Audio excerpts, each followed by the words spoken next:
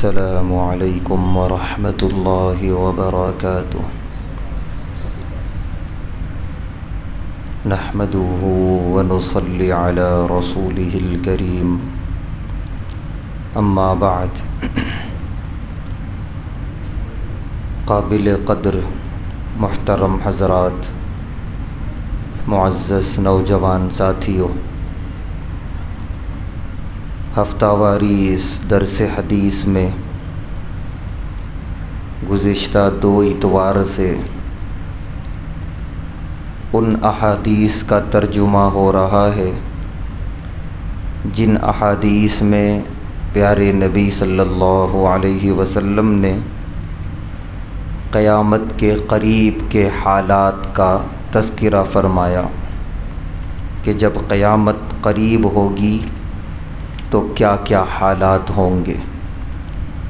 تو قیامت کی وہ نشانیاں بھی جو بعیدہ کہلاتی ہیں اور قیامت کی وہ نشانیاں جو قریبہ کہلاتی ہیں، بالکل قیامت کے قریب آئیں گی، ان دونوں طرح کی نشانیوں کے تعلق سے احادیث کا ترجمہ ہو رہا ہے۔ آج کی پہلی روایت جس کے راوی ہیں حضرت ابو ہریرہ رضی اللہ تعالی عنہ، فرماتے ہیں قال رسول اللہ صلی اللہ علیہ وسلم، اللہ کے رسول صلی اللہ علیہ وسلم نے ارشاد فرمایا، لا تقوم الساعہ، قیامت قائم نہیں ہو سکتی، حتی یقاتل المسلمون الیہود، یہاں تک کہ مسلمان یہودیوں سے ایک جنگ کریں گے، ایک آخری فیصلہ کن جنگ ہوگی مسلمانوں کی یہودیوں سے۔ جب تک وہ جنگ نہ ہو جائے تب تک قیامت نہیں آ سکتی۔ یہ وہی جنگ ہوگی جس میں حضرت عیسیٰ علیہ السلام کے ہاتھوں سے دجال مارا جائے گا۔ چنانچہ آگے فرما رہے ہیں پیارے نبی صلی اللہ علیہ وسلم، فَيَقْتُلُهُمُ الْمُسْلِمُونَ، کہ مسلمان یہودیوں کو قتل کریں گے، ان کا خاتمہ کریں گے، اور یہودیوں سے نفرت کا یہ عالم ہوگا اس وقت، حَتَّى يَخْتَبِئَ الْيَهُودُ مِنْ وَرَاءِ الْحَجَرِ وَالشَّجَرِ، کہ یہودی اپنے آپ کو مسلمانوں سے بچانے کے لیے، مجاہدین کا جو لشکر ہوگا حضرت عیسیٰ علیہ السلام کا، اس سے بچانے کے لیے پتھروں اور درختوں کے پیچھے چھپیں گے جا کر، اپنے آپ کو بچانے کے لیے۔ فَيَقُولُ الْحَجَرُ وَالشَّجَرُ، تو اللہ اس پتھر کو اور اس درخت کو زبان دیں گے اس وقت۔ وہ پتھر بولے گا، وہ درخت بولے گا اور کہے گا، یا مسلم، اے مسلمان، ھذا یہودی خلفی، یہودی میرے پیچھے چھپا ہوا ہے، فتعال، آؤ، فاقتلہ، اسے قتل کرو۔ جس پتھر، جس دیوار، جس درخت کے پیچھے چھپیں گے وہ خود بولے گا کہ میرے پیچھے یہودی چھپا ہے، اسے پکڑو اور اسے قتل کرو۔ یہ اللہ کی طرف سے زبان ملے گی اس درخت کو، اس دیوار کو، کیونکہ اللہ نے یہودیوں کو باقی رکھا ہے، ورنہ جتنی سابقہ مغضوب علیہم قومیں تھیں، قوم لوط، قوم ہود، قوم سمود، کوئی نہیں بچی، سب ختم ہو گئی، لیکن یہ قوم یہود کو اللہ نے زندہ رکھا ہے امتحان کے لیے۔ اس کے ذریعے اللہ مسلمانوں کو، عربوں کو آزمائیں گے، لیکن اس وقت اللہ کو منظور ہوگا اس قوم کا ختم کرنا، تو اس کے لیے اللہ ان چیزوں کو زبان دیں گے جس کے پیچھے یہ چھپیں گے۔ وہ چیزیں کہیں گی، آؤ میرے پیچھے یہودی چھپا ہے، اسے مارو۔ آگے فرما رہے ہیں پیارے نبی صلی اللہ علیہ وسلم، اِلَّا الْغَرْقَدْ، سوائے ایک ایسے درخت کے جس کا نام ہے غرقد۔ آج انٹرنیٹ کا زمانہ ہے، غرقد نامی درخت اگر ہم ماریں گوگل پہ تو پوری اس کی تصویر آ جاتی ہے، بہت چھوٹا اور بہت بڑا بھی نہیں ہے، درمیانی قد کا یہ درخت ہے۔ یہ نہیں بولے گا، اس کے پیچھے یہودی چھپے گا تو یہ نہیں بتائے گا۔ پیارے نبی صلی اللہ علیہ وسلم فرما رہے ہیں فَإِنَّهُ مِن شَجَرِ الْيَهُودِ، اس لیے کہ یہ یہودیوں کا درخت ہوگا۔ درخت سب اللہ کے ہیں، اللہ پیدا کرتے ہیں تو وہ بڑے ہوتے ہیں، سب اللہ کے اجازت سے دنیا میں جو بھی ہوتا ہے، لیکن بعض درخت ایسے ہوتے ہیں جو کسی قوم کی طرف منسوب ہو جاتے ہیں، جیسے کھجور یہ عرب کی طرف منسوب ہے، زیتون کا درخت پہاڑ طور کی طرف منسوب ہے، طور سینا پر اس کے آج بھی بہت زیادہ درخت ہیں زیتون کے۔ اسی طریقے سے املی کہتے ہیں یہ ہندوستان کی طرف منسوب ہے، ہندوستان کا جو ہے یہ تمر ہے، کھجور ہے یہ۔ تو ایسی مختلف قوموں کی طرف مختلف درخت منسوب ہو جاتے ہیں، تو اسی طرح غرقد جو درخت ہے یہ یہودیوں کی طرف منسوب ہے، تو یہ درخت نہیں بتائے گا کہ میرے پیچھے یہودی چھپا ہے۔ پیارے نبی صلی اللہ علیہ وسلم نے یہ جو جملہ ارشاد فرمایا کہ یہ درخت یہودیوں کا ہوگا، یقیناً آج کے زمانے میں اس پر اور زیادہ یقین ہوتا ہے کہ اسرائیل کی سرزمین پہ بہت تیزی سے یہ درخت لگایا جا رہا ہے۔ باقی پوری دنیا میں اس درخت کو پہچانتا کوئی نہیں ہے، لیکن بہت تیزی سے یہ درخت لگایا جا رہا ہے اسرائیل کی سرزمین پہ۔ وجہ کیا ہے؟ علماء لکھتے ہیں وجہ یہ ہے کہ دجال کا جتنا انتظار ہم کر رہے ہیں اس سے زیادہ منتظر یہودی ہیں، ہم سے زیادہ منتظر ہیں یہودی، کیونکہ انہیں پورا یقین ہے کہ دجال آئے گا اور انہی کے سرکردگی میں یہودی پوری دنیا پہ حکومت کریں گے، یہ ان کا دعویٰ ہے۔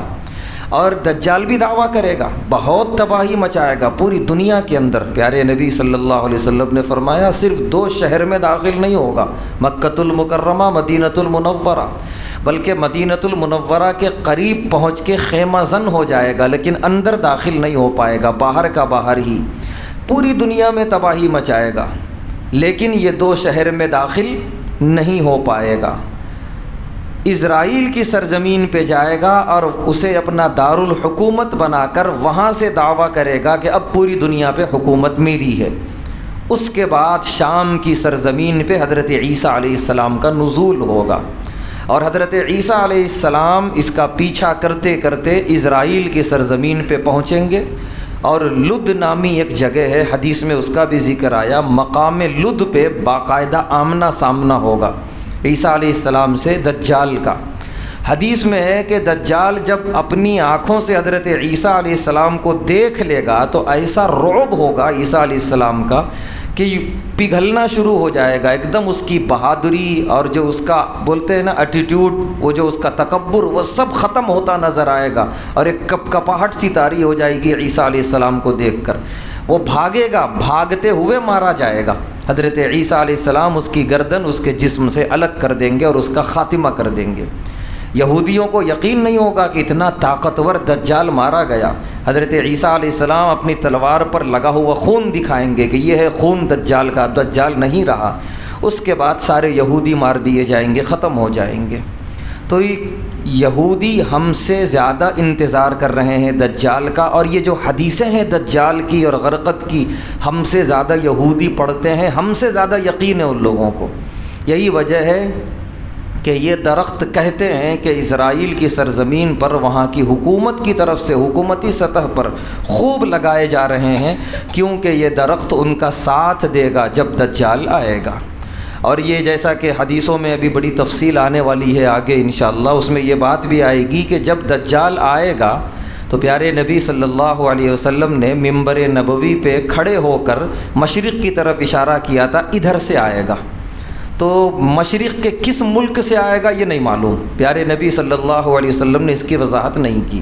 علماء لکھتے ہیں کہ آپ کی انگلیوں کا اشارہ ملک شام کی طرف تھا، وہاں ظہور ہوگا، وہ آئے گا تو کسی جزیرے سے، لیکن وہاں ظاہر ہوگا انسانی آبادی میں، اور اسے پناہ دینے والی قوم ہوگی یہودی۔ فوراً یہودی پہچان لیں گے یہ وہی دجال ہے جس کے ہم منتظر تھے۔ حالانکہ اس کی پیشانی پہ کافر لکھا ہوگا جو صرف مومن پڑھ سکے گا، مومن کے علاوہ کوئی نہیں پڑھ سکے گا، کسی کو نظر نہیں آئے گا، یہ بھی حدیث میں ہے۔ تو یہودیوں کو بھی وہ کافر نظر نہیں آئے گا لکھا ہوا، لیکن دوسری نشانیوں سے، جیسے اس کی ایک آنکھ ہوگی، اس طرح کی نشانیوں سے یہودی اسے پہچان لیں گے، اصفہان کی سرزمین سے، اصفہان شہر جو ایران کے اندر ہے، وہاں سے دجال کا لشکر تیار ہوگا اور پھر وہاں سے وہ پوری دنیا میں تباہی مچائے گا، سارے یہودی اس کے پیچھے ہوں گے، اس کے لشکر میں شامل ہوں گے۔ جب انتہا درجے کا فساد زمین پہ برپا کر دے گا، ایسا فساد کہ اللہ اس کو اتنا اختیار دیں گے کہ وہ کسی کو قتل کر کے دوبارہ زندہ کرے گا، پھر اس کے بعد قتل کر کے زندہ نہیں کر پائے گا، ایک مرتبہ مار کے زندہ کرنے کا اختیار ہوگا۔ پیارے نبی صلی اللہ علیہ وسلم فرماتے ہیں کہ اس کا گزر ہوگا ایک مقام سے، ایک نوجوان اس کو خدا نہیں مانے گا، وہ خدائی کا دعویٰ کرتا پھر رہا ہوگا، اس کو خدا نہیں مانے گا تو اس نوجوان کو 2 ٹکڑے کر دے گا دجال، پھر زندہ کر دے گا اور کہے گا اب مانتا ہے، کہے گا اب تو پکا یقین ہو گیا تو دجال ہے، کیونکہ ہمارے پیارے نبی صلی اللہ علیہ وسلم نے فرمایا تھا کہ اس کے یہ نشانی ہوگی کہ وہ مار کے دوبارہ زندہ کرے گا۔ حدیث میں آتا ہے کہ اب دجال غصے میں جل بھن کے رہ جائے گا لیکن اب نہیں مار پائے گا، ایک مرتبہ کا اختیار بس، لیکن وہ ایسا زبردست فتنہ ہوگا کہ وہ ایک مرتبہ سے بھی لوگ ڈرے سہمے ہوں گے کہ ہم مار دیے جائیں گے، ہمارا نہ جانے کیا ہو جائے گا۔ اچھے کمزور ایمان والے کافر ہو رہے ہوں گے، صبح کافر شام کافر، مٹھی بھر لوگ بچیں گے جو حضرت عیسیٰ علیہ السلام کے لشکر میں آئیں گے، جو بڑے مضبوط ایمان والے ہوں گے، ورنہ سب کے سب دجالی فتنے میں اور اس کے سیلاب میں بہہ جائیں گے، بڑا بدترین فتنہ۔ اسی لیے پیارے نبی صلی اللہ علیہ وسلم نے دعا سکھائی کہ دعا مانگا کرو، اللہم انا نعوذ بک من فتنۃ الدجال، اے اللہ ہم آپ کی پناہ مانگتے ہیں دجال کے فتنے سے۔ تو بہرحال یہودی جو ہے اسے پناہ دیں گے اور اس کے لشکر میں شامل ہو کر طاقت بنیں گے، لیکن اس کے بعد حضرت عیسیٰ علیہ السلام کے ذریعے وہ طاقت، وہ لشکر، وہ دجال سب ختم ہو جائے گا اور ایک بڑی بابرکت حکومت قائم کریں گے حضرت عیسیٰ علیہ السلام۔ تو یہ ہونے والا ہے۔ اس حدیث میں پیارے نبی صلی اللہ علیہ وسلم فرما رہے ہیں جب تک یہ فیصلہ کن جنگ نہ ہو جائے قیامت نہیں آ سکتی۔ متفق علیہ، بخاری اور مسلم کی روایت۔ اس کے بعد کی روایت جس کے راوی ہیں حضرت ابو ہریرہ رضی اللہ تعالیٰ عنہ، قال فرماتے ہیں قال رسول اللہ صلی اللہ علیہ وسلم، اللہ کے رسول صلی اللہ علیہ وسلم نے ارشاد فرمایا، ہلک کسریٰ فلا یکون کسریٰ۔ کسریٰ اور قیصر بڑی طاقتیں تھیں پیارے نبی صلی اللہ علیہ وسلم کے زمانے کی، سپر پاور طاقت۔ پیارے نبی صلی اللہ علیہ وسلم نے اس وقت پیشین گوئی فرمائی جب کوئی کسریٰ کے کمزور پڑنے کو بھی خواب میں نہیں دیکھ سکتا تھا، اتنی مضبوط طاقت تھی۔ اور پیشین گوئی کیا فرما رہے ہیں پیارے نبی صلی اللہ علیہ وسلم، کمزور ہی نہیں، ختم ہو جائے گا کسریٰ، اس کی طاقت ختم ہو جائے گی، اس کی بادشاہت ختم ہو جائے گی۔ پھر آگے آپ نے فرمایا فلا یکون کسریٰ بعدہ، اس کے بعد کوئی کسریٰ نہیں آئے گا، ختم، ایک بار گیا سو گیا۔ پھر آگے آپ نے فرمایا وقیصر، یہ قیصر جو بادشاہ ہے یہ روم کا، یہ بڑی طاقت دنیا کی، آپ نے فرمایا لیہلکن، یہ بھی ضرور ہلاک ہوگا یہ بادشاہ اور اس کی پوری طاقت۔ ثم لا یکون قیصر بعدہ، پھر اس کے بعد کوئی قیصر نامی بادشاہ، کوئی طاقت نہیں آئے گی۔ علماء کہتے ہیں کہ خالی یہ قیصر و کسریٰ کے بارے میں نہیں ہے، یہ ہر مضبوط اور وقت کی سپر پاور طاقت کے بارے میں ہے۔ ہر ایک کو اللہ عروج دیں گے، اس کو توڑیں گے، توڑنے کے بعد پھر کبھی نہیں، پھر خواب میں بھی نہیں دیکھنا کہ دوبارہ ملے گی۔ مثال کے طور پہ ہندوستان پہ بڑے بڑے ہندو راجاؤں کی بادشاہت بھی ختم ہوگی، اب وہ خاندان ہی ختم ہو گیا، کوئی جانتا ہی نہیں کون سے خاندانوں نے حکومت کی تھی یہاں پر۔ مغل نے حکومت کی 400 سال تقریباً ہندوستان کی سرزمین پہ، سارے مغل ختم، اب دوبارہ کوئی مغل نامی حکومت آنے والی نہیں ہے۔ حکومتیں آتے رہیں گی لیکن دوسری، اللہ ہر قوم کو، ہر خاندان کو دنیا میں موقع دیں گے۔ ایک مرتبہ جو چلا گیا سو چلا گیا، بات ختم، اب کوئی آنے والا شاہ جہاں اور کوئی جو ہے وقت کا بڑا مغل نہیں ہے، جو آ گیا چلا گیا، ختم۔ پھر آگے آپ نے فرمایا کہ وَلَا تُقَسِّمَنَّ كُنُوزَهُمَا، تم لوگ قیصر و کسریٰ کو فتح کرو گے، ان کے خزانوں کو مال غنیمت کے طور پہ تم تقسیم کرو گے، اور پھر فی سبیل اللہ، اللہ کے راہ میں تم خرچ کرو گے۔ یہ ساری پیشین گوئیاں پیارے نبی صلی اللہ علیہ وسلم نے ایک ایسے وقت میں ارشاد فرمائیں جب اسلام اور اہل اسلام صرف مدینے تک تھے، یہی وجہ ہے کہ اس طرح کی باتیں جب منافقین سنتے تو ہنستے تھے کہ دیکھو ابھی مدینے تک ہی محدود ہیں اور خواب دیکھ رہے ہیں کیسر و کسریٰ کے، یمن کی بادشاہت کے، نہ جانے کہاں کہاں دنیا پر حکومت کرنے کے، لیکن پیارے نبی صلی اللہ علیہ وسلم نے فرمایا اور وہ پیشین گوئی پوری ہو گئی۔ حضرت سراقہ بن جعشم رضی اللہ تعالیٰ عنہ، جن کے بارے میں پیارے نبی صلی اللہ علیہ وسلم نے پیشین گوئی فرمائی تھی کہ ایک وقت آئے گا کہ تم کسریٰ کے کنگن پہنو گے۔ کسریٰ کا جو بادشاہ ہے بڑا قیمتی کنگن اپنے ہاتھوں میں پہن کے بیٹھتا تھا، تو پیارے نبی صلی اللہ علیہ وسلم نے ہجرت کے موقع پہ فرمایا تھا، کیسا قسم پرسی کا عالم، کیسی غربت کا زمانہ تھا ہجرت کا۔ اس موقع پر جب سراقہ نے پیچھا کیا پیارے نبی صلی اللہ علیہ وسلم کا پکڑنے کے لیے، تو قریب جب آئے تو پیارے نبی صلی اللہ علیہ وسلم نے فرمایا، کیا 100 اونٹ کی لالچ میں میرا پیچھا کر رہے ہو؟ میں جو دے رہا ہوں وہ سنو کہ ایک وقت آئے گا کہ تم کسریٰ کے کنگن پہنو گے۔ وہ بہت بڑی خوشخبری تھی۔ چنانچہ ایک مرتبہ سراقہ بن جعشم رضی اللہ تعالیٰ عنہ بہت بیمار ہو گئے، تو کچھ لوگوں نے کہا کہ ایسا لگتا ہے کہ اب شاید ان کا وقت آخر آ گیا۔ تو حضرت سراقہ نے کہا کہ موت و زیست تو اللہ کے ہاتھ میں ہے، کبھی بھی موت آ سکتی ہے، لیکن ایک پیشین گوئی فرمائی پیارے نبی صلی اللہ علیہ وسلم نے، کسریٰ فتح ہوگا، اس کے کنگن میرے ہاتھوں میں آئیں گے، مجھے ایسا لگتا ہے اس سے پہلے انشاءاللہ موت آنے والی نہیں ہے۔ چنانچہ اس کے بعد ان کی طبیعت اچھی ہو گئی اور کسریٰ فتح ہوا۔ حضرت عمر رضی اللہ تعالیٰ عنہ نے اپنے ہاتھوں سے ان کے ہاتھ میں وہ کنگن پہنایا اور پیارے نبی صلی اللہ علیہ وسلم کی پیشین گوئی پوری ہوئی۔ اس وقت ان کی آنکھوں میں آنسو تھے، پھر انہوں نے نکال کے وہ اللہ کی راہ میں جو ہے دے دیا۔ تو پیارے نبی صلی اللہ علیہ وسلم کی پیشین گوئی پر اتنا یقین تھا صحابہ کو، اور اتنی سچی پیشین گوئیاں ہوتی تھیں کہ آپ نے جو فرمایا حرف بحرف ہو گیا۔ وہ قیصر بھی فتح ہوا، وہ کسریٰ بھی فتح ہوا، وہ مال غنیمت بھی تقسیم ہوئے، وہ اللہ کے راہ میں قربان بھی کر دیے گئے۔ تو اسی طریقے سے یہ دجال کا فتنہ بھی یقیناً ہوگا، جیسا آپ نے فرمایا ویسا ہی ہوگا۔ آخری روایت جس کے راوی ہیں حضرت نافع بن عتبہ رضی اللہ تعالی عنہ، فرماتے ہیں قال رسول اللہ صلی اللہ علیہ وسلم، اللہ کے رسول صلی اللہ علیہ وسلم نے ارشاد فرمایا، تغزو جزیرۃ العرب، تم لوگ عرب کے تمام جزائر میں جہاد کرو گے۔ ابھی پورے عرب میں اسلام نہیں پھیلا تھا اور عرب کے اکثر حصوں میں ابھی کفر و شرک کی حکومت تھی۔ اس وقت آپ نے فرمایا سارے عرب میں تمہارا جہاد ہوگا، فَيَفْتَحُهَا اللَّهُ، اللہ پورا عرب فتح کر کے تمہیں عطا کر دیں گے۔ ساری کی ساری پیشین گوئی من و عن صحیح ثابت ہو چکی اور ہو کے بھی زمانہ ہو گیا۔ ثم فارس، پھر فرمایا پیارے نبی صلی اللہ علیہ وسلم نے، فارس فتح کرو گے تم۔ دنیا کی بڑی طاقت، ایران کا نام فارس تھا، وہیں کا بادشاہ کسریٰ کہلاتا تھا۔ فَيَفْتَحُهَا اللَّهُ، اللہ تمہیں فتح کر کے فارس بھی دے دیں گے۔ وہ بھی پیشین گوئی پوری ہوئی۔